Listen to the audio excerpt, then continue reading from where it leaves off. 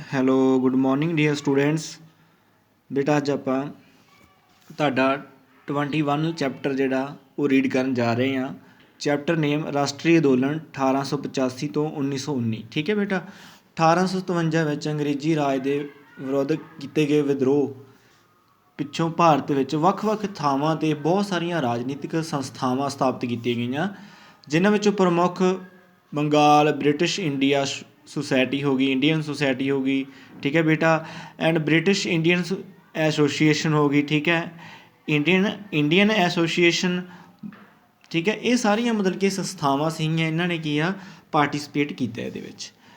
ਤਾਂ 1885 ਵਿੱਚ Indian national Congress ਦੀ ਸਥਾਪਨਾ ਕੀਤੀ ਗਈ, ਜਿਸ ਨੇ ਭਾਰਤੀ ਲੋਕਾਂ ਵਿੱਚ ਰਾਸ਼ਟਰੀ ਚੇਤਨਾ ਪੈਦਾ ਕਰਨ ਲਈ ਸਭ ਤੋਂ ਵੱਧ ਮਹੱਤਵਪੂਰਨ ਰੋਲ ਅਦਾ ਕੀਤਾ। ਠੀਕ ਹੈ ਬੇਟਾ। ਤਾਂ ਮਤਲਬ ਕਿ ਇਹ ਜਿਹੜੀਆਂ ਸਾਰੀਆਂ ਸੰਸਥਾਵਾਂ ਸੀਗੀਆਂ, ਇਹਨਾਂ ਨੇ ਭਾਰਤੀ ਲੋਕਾਂ ਵਿੱਚ ਚੇਤਨਾ ਪੈਦਾ ਕੀਤੀ, ਤਾਂ ਹੀ ਰਾਸ਼ਟਰੀ ਅੰਦੋਲਨ ਉੱਭਰਿਆ। ਠੀਕ ਹੈ। ਜਿਵੇਂ ਫੋਰ ਐਗਜ਼ਾਮਪਲ ਜੋ ਆਪਾਂ ਅੱਜ ਕੱਲ੍ਹ ਦੇ ਜੋ ਹਾਲਾਤ ਬਣੇ ਹੋਏ ਆ ਤੁਹਾਨੂੰ ਦੱਸ ਹੀ ਰਿਹਾ। ਠੀਕ ਹੈ। ਜਿਵੇਂ ਆਰਡੀਨੈਂਸ ਪਾਸ ਹੋਏ, ਠੀਕ ਹੈ, ਤਾਂ ਉਹਦੇ ਖਿਲਾਫ ਜਿਹੜੇ ਕਿਸਾਨ ਆ ਉਹਨਾਂ 'ਚ ਚੇਤਨਾ ਪੈਦਾ ਹੋਈ ਅਤੇ ਉਹਨਾਂ ਨੇ ਉਹਦੇ ਵਿਰੁੱਧ ਕੀ ਆ ਆਪਣਾ ਪ੍ਰੋਟੈਸਟ ਕੀਤਾ। ਤਾਂ ਇਹਦੇ ਵਿੱਚ ਆਪਾਂ ਵੇਖਦੇ ਕਿਹੜੇ ਕਿਹੜੇ ਪ੍ਰਮੁੱਖ ਕਾਰਨ ਸੀਗੇ ਚੇਤਨਾ ਪੈਦਾ ਕਰਨ ਵਿੱਚ ਭਾਰਤੀ ਲੋਕਾਂ ਵਿੱਚ। 1857 ਈਸਵੀ ਦੇ ਵਿਦਰੋਹ। ਦੇਖੋ 1857 ਈਸਵੀ ਦਾ ਵਿਦਰੋਹ ਭਾਰਤੀ ਲੋਕਾਂ ਨੇ ਅੰਗਰੇਜ਼ਾਂ ਦੇ ਖਿਲਾਫ ਕੀਤਾ, ਮੀਨਸ ਕਿ ਅੰਗਰੇਜ਼ੀ ਰਾਜ ਨੂੰ ਖਤਮ ਕਰਨ ਲਈ ਕੀਤਾ। ਠੀਕ ਹੈ। ਬਟ ਕੀ ਹੋਇਆ ਕਿ ਅੰਗਰੇਜ਼ਾਂ ਨੇ ਇਸ ਵਿਦਰੋਹ ਨੂੰ ਦਬਾ ਤਾ, ਅਤੇ ਜਿਸ ਕਰਕੇ ਭਾਰਤੀ ਲੋਕਾਂ ਵਿੱਚ ਆਪਣੇ ਦੇਸ਼ ਨੂੰ ਅੰਗਰੇਜ਼ੀ ਰਾਜ ਤੋਂ ਮੁਕਤ ਕਰਵਾਉਣ ਦੀ ਜਿਹੜੀ ਰਾਸ਼ਟਰੀ ਚੇਤਨਾ ਪੈਦਾ ਹੋਈ। ਠੀਕ ਆ। ਮੀਨਸ ਕਿ ਹੁਣ ਉਹਨਾਂ ਵਿੱਚ ਰਾਸ਼ਟਰੀ ਚੇਤਨਾ ਪੈਦਾ ਹੋ ਗਈ ਸੀ, ਕਿਉਂਕਿ ਦਬਾ ਤਾਂ ਭਾਰਤੀ ਲੋਕ ਚਾਹੁੰਦੇ ਸੀ ਕਿ ਜਿਹੜਾ ਇਹਨਾਂ ਨੇ ਵਿਦਰੋਹ ਦਬਾਇਆ ਅਤੇ ਇਹਨੂੰ ਅਸੀਂ ਹੋਰ ਮਜ਼ਬੂਤ ਕਰੀਏ ਅਤੇ ਅੰਗਰੇਜ਼ਾਂ ਨੂੰ ਆਪਣੇ ਰਾਜ 'ਚੋਂ ਬਾਹਰ ਕੱਢ ਦੇਈਏ।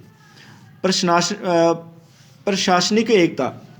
ਹੁਣ ਅੰਗਰੇਜ਼ੀ ਸਰਕਾਰ ਨੇ ਸਾਰੇ ਜੋ ਰੂਲ ਬਣਾਏ, ਠੀਕ ਆ, ਕਾਨੂੰਨ ਬਣਾਏ, ਆਪ ਤੈਅ ਕੀਤੇ। ਜੋ ਭਾਰਤ ਦੇ ਲੋਕ ਸੀ ਉਹਨਾਂ ਦਾ ਕੋਈ ਇਨਵੋਲਵਮੈਂਟ ਨਹੀਂ ਸੀ, ਉਹਨਾਂ 'ਤੇ ਲਾਗੂ ਕੀਤੇ, ਅਤੇ ਜੋ ਭਾਰਤੀ ਲੋਕਾਂ ਨੂੰ ਇੱਦਾਂ ਲੱਗਣ ਲੱਗ ਗਿਆ ਕਿ ਅਸੀਂ ਕਿਸੇ ਦੇਸ਼ ਦੇ ਨਾਗਰਿਕ ਹਾਂ। ਦੇਖੋ ਧਾਰਮਿਕ, ਸਮਾਜਿਕ ਅਤੇ ਧਾਰਮਿਕ ਸੁਧਾਰ ਲਹਿਰਾਂ। ਦੇਖੋ 19ਵੀਂ ਸਦੀ ਵਿੱਚ ਭਾਰਤ ਦੇ ਵੱਖ-ਵੱਖ ਪ੍ਰਾਂਤਾਂ ਵਿੱਚ ਕਈ ਸਮਾਜਿਕ ਧਾਰਮਿਕ ਸੁਧਾਰ ਲਹਿਰਾਂ ਸ਼ੁਰੂ ਹੋਈਆਂ। ਇਹਨਾਂ ਵਿੱਚੋਂ ਕੁਝ ਪ੍ਰਮੁੱਖ ਲਹਿਰਾਂ ਦੇ ਸਮਰਥਕ ਜਿਵੇਂ ਬ੍ਰਹਮੋ ਸਮਾਜ, ਆਰੀਆ ਸਮਾਜ, ਨਾਮਧਾਰੀ ਆਦਿ ਸਮਰਥਕਾਂ ਨੇ ਭਾਰਤੀ ਸਮਾਜ ਵਿੱਚ ਪ੍ਰਚਲਿਤ ਜਿਹੜੀਆਂ ਬੁਰਾਈਆਂ ਸੀ ਉਹਨਾਂ ਨੂੰ ਖਤਮ ਕੀਤਾ ਅਤੇ ਲੋਕਾਂ ਵਿੱਚ ਜਾਗਰੂਕ ਲੋਕਾਂ ਨੂੰ ਕੀਤਾ, ਅਵੇਅਰਨੈਸ ਕੀਤਾ ਲੋਕਾਂ ਨੂੰ। ਠੀਕ ਆ। ਉਹਨਾਂ ਵਿੱਚ ਰਾਸ਼ਟਰੀ ਚੇਤਨਾ ਪੈਦਾ ਕੀਤੀ। ਪੱਛਮੀ ਸਿੱਖਿਆ ਅਤੇ ਸਾਹਿਤ।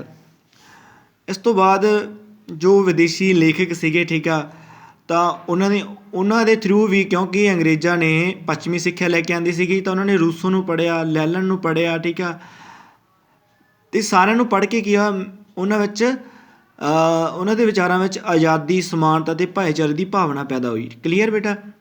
ਔਰ ਭਾਰਤੀ ਲੋਕਾਂ ਦੀ ਆਰਥਿਕ ਲੁੱਟ ਖਸੁੱਟ ਕਰਨਾ। ਅੰਗਰੇਜ਼ ਜਿਹੜੇ ਸੀਗੇ, ਅੰਗਰੇਜ਼ ਵਪਾਰੀ ਵੱਧ ਤੋਂ ਵੱਧ ਜਿਹੜੇ ਧਨ ਕਮਾਉਣਾ ਚਾਹੁੰਦੇ ਸੀ, ਤਾਂ ਉਹ ਭਾਰਤੀ ਲੋਕਾਂ ਦੀ ਬਹੁਤ ਜ਼ਿਆਦਾ ਲੁੱਟ ਕਰਦੇ ਸੀ, ਜਿਹਦੇ ਕਰਕੇ ਕੀ ਆ ਕਿ ਉਹਨਾਂ ਨੇ ਕੀ ਆ ਸਾਰਾ ਮਾਲ ਕੀ ਹੋਇਆ ਕਿ ਇੰਗਲੈਂਡ ਭੇਜਣ ਲੱਗ ਗਏ, ਅਤੇ ਮਹਿੰਗੇ ਮੁੱਲ ਮੀਨਸ ਕਿ ਰਾ ਮਟੀਰੀਅਲ ਲੈ ਕੇ ਮਹਿੰਗੇ ਮੁੱਲ 'ਤੇ ਚੀਜ਼ਾਂ ਮਹਿੰਗੀਆਂ ਚੀਜ਼ਾਂ ਤਿਆਰ ਕਰਕੇ ਲੋਕਾਂ ਨੂੰ ਦੇਣ ਲੱਗ ਗਏ। ਠੀਕ ਹੈ।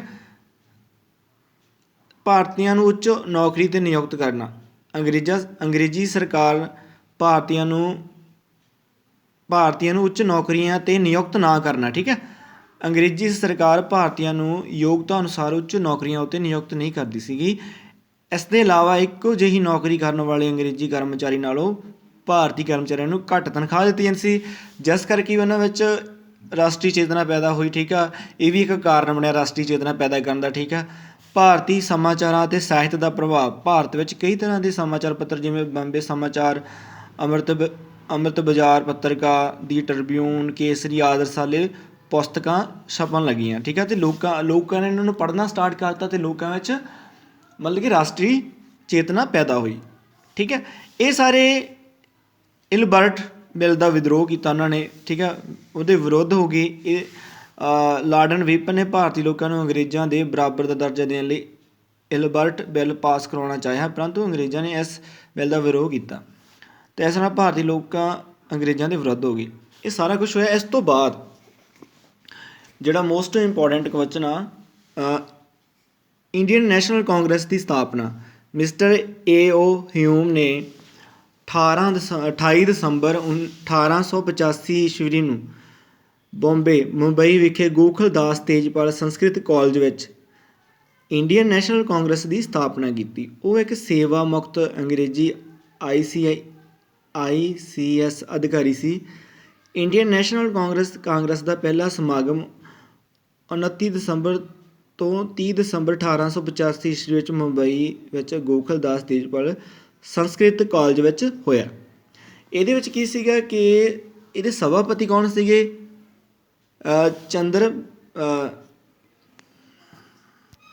ਇਹਦੇ ਸਭਾਪਤੀ ਸੀਗੇ ਵੋਮੇਸ਼ ਚੰਦਰ ਬੈਨਰਜੀ। ਠੀਕ ਹੈ। ਇਸ ਸਮਾਗਮ ਵਿੱਚ ਵੱਖ ਵੱਖ ਦੇਸ਼ਾਂ ਦੇ ਲੋਕ ਜਿਵੇਂ 72 ਪ੍ਰਤੀਨਿਧ ਵਿਅਕਤੀਆਂ ਨੇ ਹਿੱਸਾ ਲਿਆ। ਠੀਕ ਹੈ। ਇਹਦਾ ਉਦੇਸ਼ ਕੀ ਸੀਗਾ ਕਿ ਦੇਸ਼ ਨੂੰ ਵੱਖ ਵੱਖ ਭਾਗਾਂ ਵਿੱਚ ਦੇਸ਼ ਭਲਾਈ ਦੇ ਕੰਮ ਕਰਨ ਵਾਲੇ ਲੋਕਾਂ ਨਾਲ ਸੰਪਰਕ ਅਤੇ ਮਿੱਤਰਤਾ ਕਾਇਮ ਕਰਨਾ ਅਤੇ ਭਾਰਤੀ ਲੋਕਾਂ ਵਿੱਚ ਜਾਤੀਵਾਦ, ਪ੍ਰਾਂਤਵਾਦ, ਧਾਰਮਿਕ ਭੇਦਭਾਵ ਨੂੰ ਖਤਮ ਕਰਕੇ ਰਾਸ਼ਟਰੀ ਏਕਤਾ ਪੈਦਾ ਕਰਨਾ। ਠੀਕ ਹੈ। ਇਹਦਾ ਮੁੱਖ ਉਦੇਸ਼ ਸੀਗਾ। ਅਤੇ ਇਹਨਾਂ ਨੇ ਬਾਅਦ ਵਿੱਚ ਦੇਸ਼ ਵਿੱਚ ਸਮਾਜਿਕ ਅਤੇ ਆਰਥਿਕ ਸੁਧਾਰ ਲਈ ਸੁਝਾਅ ਇਕੱਠੇ ਕੀਤੇ। ਠੀਕ ਹੈ। ਇਹਦਾ ਮਤਲਬ ਕਿ ਇਹਨਾਂ ਨੇ ਉਦੇਸ਼ ਕੀਤਾ। ਠੀਕ ਹੈ। ਇਸ ਤੋਂ ਬਾਅਦ ਆਪਾਂ ਹੋਰ ਹੈਗੇ ਆਪਣੇ ਕੋਲ ਪੁਆਇੰਟ ਹੈਗੇ ਆ। ਸਵਦੇਸ਼ੀ ਬਾਈਕਾਟ ਕੀਤਾ 1905 ਵਿੱਚ। ਠੀਕ ਆ। ਬਾਈਕਾਟ ਕੀਤਾ ਆਪਣੇ ਲੋਕਾਂ ਨੇ। ਠੀਕ ਆ। ਅੰਗਰੇਜ਼ਾਂ ਦਾ ਇੱਕ ਇਹ ਮੇਨ ਆ। ਠੀਕ ਹੈ ਵੀਰਾ, ਇਹ ਵੀ ਤੁਸੀਂ ਪੜ੍ਹ ਲੈਣਾ। ਇਸ ਤੋਂ ਬਾਅਦ ਗਦਰ ਪਾਰਟੀ, ਜਿਹੜੇ ਮੇਨ ਜਿਨ੍ਹਾਂ ਨੇ ਮਤਲਬ ਕਿ ਸੰਘਰਸ਼ ਗਰਮਦਲੀ ਨੇਤਾ ਕਿਹੜੇ ਸੀਗੇ? ਗਰਮਦਲੀ ਨੇਤਾ ਬਾਰੇ ਮੈਂ ਤੁਹਾਨੂੰ ਦੱਸਦਾ ਬੇਟਾ। ਦੇਖੋ, ਬਾਲ ਗੰਗਾਧਰ ਤਿਲਕ ਨੇ ਕਿਹਾ ਸੀ ਕਿ ਸਵਰਾਜ ਮੇਰਾ ਜਨਮਸਿੱਧ ਅਧਿਕਾਰ ਹੈ, ਮੈਂ ਇਸ ਨੂੰ ਪ੍ਰਾਪਤ ਕਰਾਂਗਾ। ਇਹ ਬੜਾ ਇੰਪੋਰਟੈਂਟ ਹੈ, ਇਹ ਵੀ ਕਰ ਲੈਣਾ ਸਾਰੇ ਬੱਚਿਆਂ ਨੇ ਤੁਸੀਂ ਰੀਡ। ਠੀਕ ਹੈ ਬੇਟਾ। ਇਸ ਤੋਂ ਬਾਅਦ ਆਪਾਂ ਦੇਖਦੇ ਹਾਂ ਗਦਰ ਪਾਰਟੀ ਦਾ ਅੰਦੋਲਨ। ਠੀਕ ਹੈ। ਦੇਖੋ, ਇਹਦੇ ਵਿੱਚ ਆਪਾਂ ਵੇਖਦੇ ਬਹੁਤ ਸਾਰੇ ਭਾਰਤੀ ਲੋਕ ਅਮਰੀਕਾ ਅਤੇ ਕੈਨੇਡਾ ਆਦਿ ਵਿਦੇਸ਼ੀ ਦੇਸ਼ਾਂ ਵਿੱਚ ਗਏ ਅਤੇ ਪਰੰਤੂ ਉੱਥੇ ਉਹਨਾਂ ਨਾਲ ਬਹੁਤ ਬੁਰਾ ਸਲੂਕ ਕੀਤਾ ਗਿਆ। ਇਸ ਲਈ ਉਹਨਾਂ ਨੇ ਇਹ ਮਹਿਸੂਸ ਕੀਤਾ ਕਿ ਜਦੋਂ ਤੱਕ ਉਹ ਆਪਣੇ ਦੇਸ਼ ਨੂੰ ਬ੍ਰਿਟਿਸ਼ ਸ਼ਾਸਨ ਤੋਂ ਆਜ਼ਾਦ ਨਹੀਂ ਕਰਵਾ ਲੈਂਦੇ, ਉਹਨਾਂ ਤੱਕ ਉਹ ਵਿਦੇਸ਼ਾਂ ਵਿੱਚ ਮਾਣ ਪ੍ਰਾਪਤ ਨਹੀਂ ਕਰ ਸਕਦੇ। ਉਹਨਾਂ ਨੇ 1913 ਵਿੱਚ ਅਮਰੀਕਾ ਵਿੱਚ, ਕੈਨੇਡਾ ਵਿੱਚ ਰਹਿੰਦੇ ਭਾਰਤੀ ਲੋਕਾਂ ਨੇ ਇਕੱਠੇ ਹੋ ਕੇ ਸਨ ਫਰਾਂਸਿਸਕੋ ਵਿੱਚ ਉਹਨਾਂ ਨੇ ਗਦਰ ਪਾਰਟੀ ਦੀ ਸਥਾਪਨਾ ਕੀਤੀ ਅਤੇ ਸੋਹਣ ਸਿੰਘ ਭਕਨਾ ਨੂੰ ਇਸ ਦਾ ਮਤਲਬ ਕਿ ਸੰਸਥਾ ਦਾ ਪ੍ਰਧਾਨ ਬਣਾਇਆ ਗਿਆ। ਠੀਕ ਹੈ। ਲਾਲਾ ਹਰਦਿਆਲ ਸਿੰਘ ਨੂੰ ਸੰਸਥਾ ਦਾ ਸਕੱਤਰ ਚੁਣਿਆ ਗਿਆ ਅਤੇ ਉਹਨਾਂ ਨੇ ਇਸ ਤੋਂ ਬਾਅਦ ਗਦਰ ਨਾਂ ਦਾ ਸਮਾਚਾਰ ਪੱਤਰ ਵੀ ਛਾਪਣਾ ਸਟਾਰਟ ਕਰਤਾ। ਠੀਕ ਹੈ। ਅਤੇ ਇਹਦੇ ਥਰੂ ਕੀ ਆ, ਉਹ ਮਤਲਬ ਕਿ ਉਹਨਾਂ ਨਾਲ ਲੜੇ। ਠੀਕ ਹੈ। ਅੰਗਰੇਜ਼ਾਂ ਨਾਲ ਲੜੇ। ਕਲੀਅਰ। ਇਸੇ ਤਰ੍ਹਾਂ ਆਪਣਾ ਚੈਪਟਰ ਖਤਮ ਹੁੰਦਾ ਬੇਟਾ। ਤੁਸੀਂ ਆਪ ਵੀ ਸਾਰੇ ਬੱਚਿਆਂ ਨੇ ਰੀਡ ਕਰ ਲੈਣਾ। ਓਕੇ ਬੇਟਾ, ਥੈਂਕ ਯੂ।